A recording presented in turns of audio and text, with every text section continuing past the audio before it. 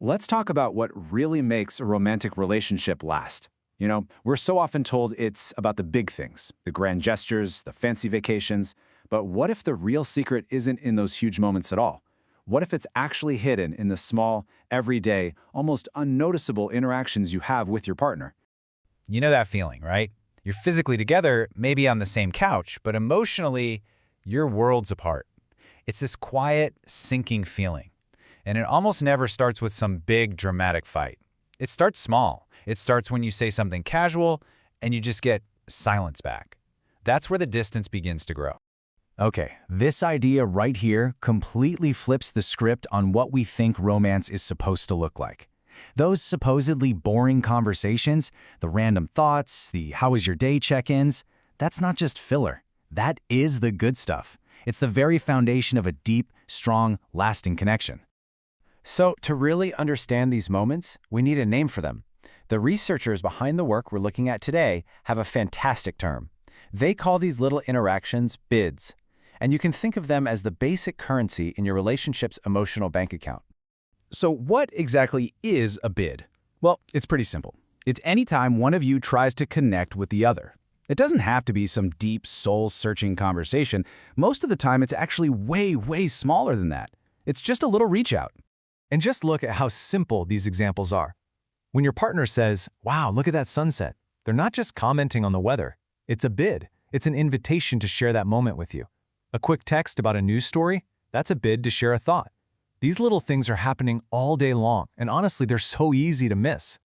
And this is the crucial mindset shift we have to make. We're so used to seeing these little comments as interruptions, right? They get in the way of our work, our phones, whatever we're focused on. But we need to start seeing them for what they really are: tiny, open invitations to connect. So every time your partner offers one of these invitations, you have a choice to make. And your response, it turns out, generally falls into one of three pretty distinct categories. This table lays it all out. Turning toward is exactly what it sounds like. You acknowledge the bid. It could be as small as a nod or just an aha. Turning against is the openly hostile one.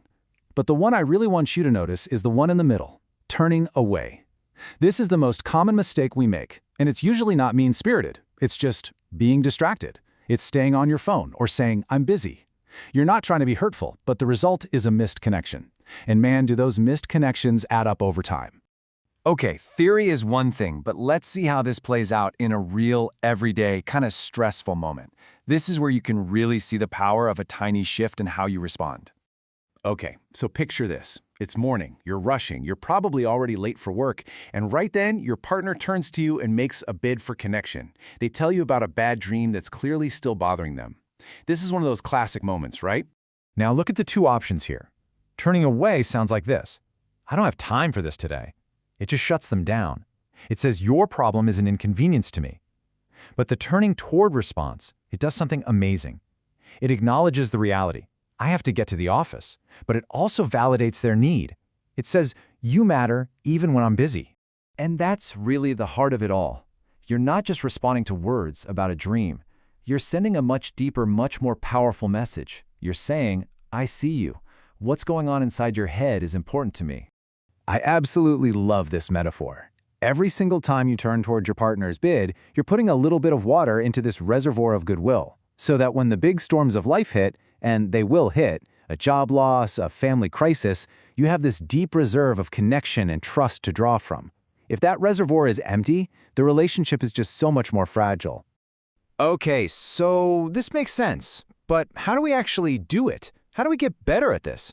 Well, thankfully, there's a simple little tool we can use to make turning toward a real habit.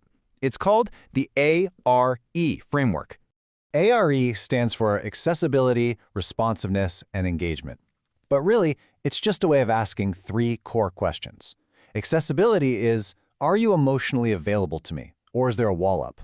Responsiveness is, can I count on you to be there for me when I reach out? And engagement is, when we do connect, are you really present with me? When you boil everything down, all the bids, all the responses, the ARE framework, it all comes down to this one single fundamental question. This is what we are all, deep down, asking our partners.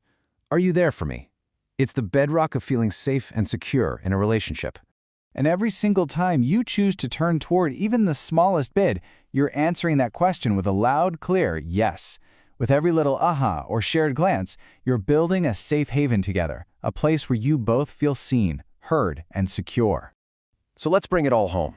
When you get right down to it, building a strong relationship is about making a conscious choice, over and over again, to choose connection over the million other things fighting for your attention. And please remember, this is a skill. It's not magic. In our hyper-distracted world, it takes real, conscious effort to slow down, put the phone down for a second, look up, and actually notice the little invitations your partner is sending you all day long. This quote really says it all, doesn't it? Great relationships, just like healing, don't just happen by accident. They are built, one small, intentional choice at a time. So, as we finish up, I want to leave you with a question to take into the rest of your day. What's one small bid for connection that you can be on the lookout for? When you see it, what tiny, simple choice can you make to turn towards your partner and add just one more drop to that reservoir of goodwill?